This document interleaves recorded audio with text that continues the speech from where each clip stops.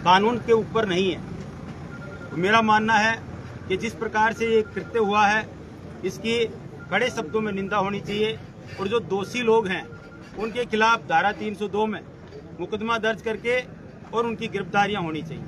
जो पीड़ित परिवार है उसे ढाढ़स बंधाने के लिए सरकार उचित मुआवजा दे और साथ ही साथ जो मृतक है उसकी पत्नी को सरकार की तरफ से नौकरी दी जानी चाहिए। हम सभी समाज के वर्ग, सभी सर्व समाज के लोग खेतड़ी की इस धरा के ऊपर अन्याय के लिए सदैव लड़ते रहे हैं और लड़ते रहेंगे और पप्पूराम को भी न्याय मिलेगा।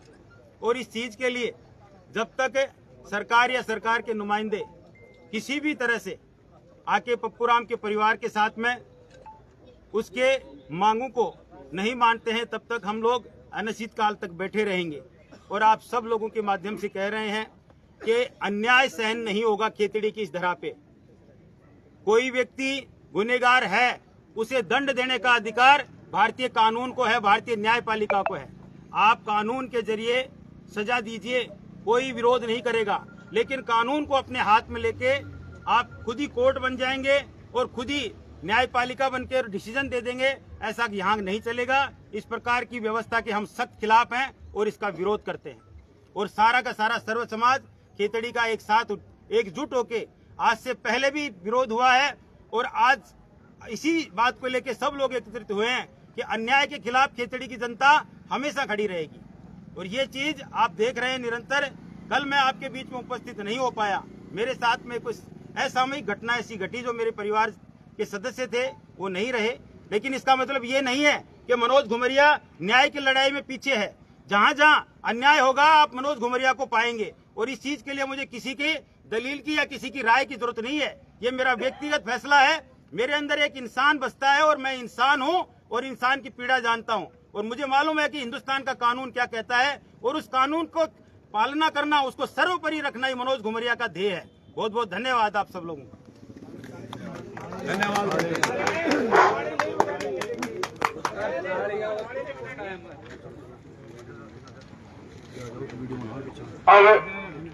वीडियो को हमारे बीच में कैलाश सिंह मीणा भराला पूर्व जिला परिषद सदस्य हमारे बीच है। मैं निवेदन करूंगा वो भी अपना हमारा मार्गदर्शन करें। एक बीच में दुखद सूचना और आई है इन पुलिस वालों की मेहरबानी से। भाई पप्पू मीणा का पिता जो 2 दिन से यहाँ पे धरने पे बैठा हुआ था उसकी भी सीरियस हालत हो गई है, हॉस्पिटल में एडमिट है। और क्या क्या बलिदान लेंगे हमारे से पुलिस वाले वो तो समय बताएगा। अभी अभी सूचना आई है वो हनुमान जी क्या नाम है वो एडमिट हो गए, पप्पू मीणा के भाई पिताजी। अब मैं श्री कैलाश जी बराला से आग्रह करूंगा कि वो हमारा मार्गदर्शन करें।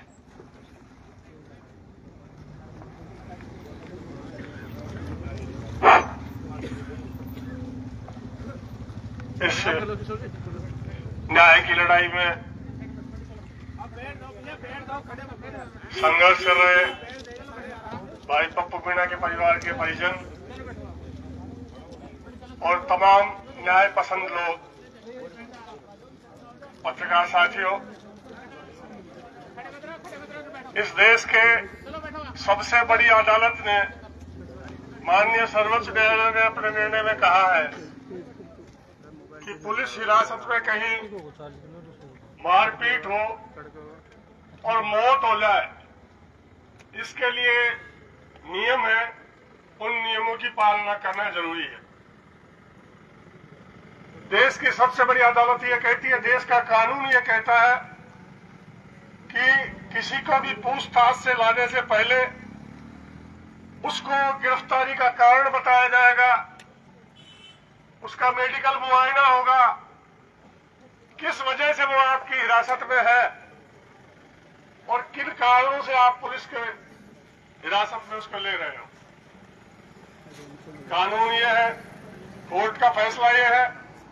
तो आप इस देश के सबसे बड़ी अदालत से ऊपर, इस देश की संवैधानिक व्यवस्था से ऊपर एक समानांतर अपनी सरकार चला रहे हैं। ये अजीबोगरीब स्थिति है। और अभी भाई गोकल जी बता रहे थे कि पुलिस के साथ अपराधियों का गठजोड़, वो किस वर्दी में पुलिस के साथ छापेमारी करते हैं, ये भी बड़े विचारणीय विषय है। 4 तारीख को एक नौजवान को लाए, 6 तारीख को पप्पू को नयाबाद से लेके आए और उसके बीच कहीं कोर्ट कचहरी न्यायालय कहीं आपने नहीं, अपने हिसाब से मारपीट करते रहे। आपने पैसों की मांग की, किस हैसियत से गरीब आदमी, उसकी जो गाड़ी थी वो थाने में गल जाएगी, पीट पीट के तुझे तेरी हालत खराब कर देंगे, किसी और मुकदमे में फंसा देंगे, ये कह के आप उगाई कर रहे थे। अभी जो सबसे बड़ा चश्मदीद गवाह है, इसके साथ लॉकअप में था, वो जेल में है और वो जीवन मौत के बीच में संघर्ष कर रहा है, वो भी उसकी हालत खराब है। क्या होना चाहिए था? यहाँ के सबसे बड़े जिले के आला अधिकारी थे, उनको तुरंत यह घटना होने के बाद सबसे पहले जो उसके साथ लॉकअप में था उसके बयान लेने चाहिए थे और उसको पोस्टमार्टम के लिए एक बोर्ड बनाना चाहिए था। और इतने दिन तक जो पुलिसकर्मी उसके साथ जो कर रहे थे उनके खिलाफ तुरंत FIR दर्ज करवानी चाहिए थी, उनका नैतिक दायित्व था, ये कानून भी कहता है। लेकिन आप कहीं भी नहीं, उल्टे उसकी मौत के बाद जब वो था, कौन लोग थे उसको कौन से दूसरे पुलिस थाने में लेके गए थे, उनके ऊपर भी 120B में हत्या करने के षड्यंत्र और हत्या का मुकदमा दर्ज होना चाहिए। कौन लोग थे, किनके इशारे पे, कौन लोग पुलिस के अलावा आपके पुलिस थाने में बैठ के किन गतिविधियों का संचालन करते हैं, उनको भी खुलासा होना चाहिए। ये जहां से गिरफ्तार किया था उस गांव के CCTV फुटेज लेने चाहिए। उस CCTV फुटेज में कौन लोग थे जो उसके साथ गए थे और इनकी कॉल डिटेल निकालनी चाहिए। उन लोगों से पुलिस के अधिकारियों का क्या रिश्ता है। जब तक ये नहीं होगा तब तक हम यहां से हिलने वाले नहीं, क्योंकि इस देश की संवैधानिक व्यवस्था में हमारी दृढ़ आस्था है। जो आप आज यहां पे कर रहे हो, मैं उसका वारिस हूं कि मेरे पुरखों ने इन सब दमन के खिलाफ कई पीढ़ियों तक संघर्ष करके इस देश की संवैधानिक व्यवस्था में आजादी से सांस लेने का एक सपना दिया था। उसके लिए बहुतों ने कुर्बानी दी थी, उन कुर्बानियों का मैं वारिस हूं। अगर दोबारा उसी ओर धकेलने के इन कृत्यों पर मैं चुप रहूं तो मुझसे बड़ा कोई अपराधी नहीं है कि कितने लोगों के लंबे संघर्ष शहादतों के बाद ये हमें सम्मान से जीने का अधिकार मिला था, वो आप वापस छीनना चाहते हो, वो भी उस दिन छीनना चाहते हो। तमाम छोटे मोटे मतभेदों के बाद इस देश की संवैधानिक व्यवस्था को लिखने वाले बाबा साहब भीमराव अम्बेडकर का काल जैन की थी और उस दिन ये कृत्य कर रहे हो तो आपके प्रति डूब मरने की कोई बात नहीं होती। मैं जिले के सबसे बड़ा अधिकारी, मैं पुलिस अधीक्षक महोदय, आपसे भी एक सवाल करना चाहता हूं।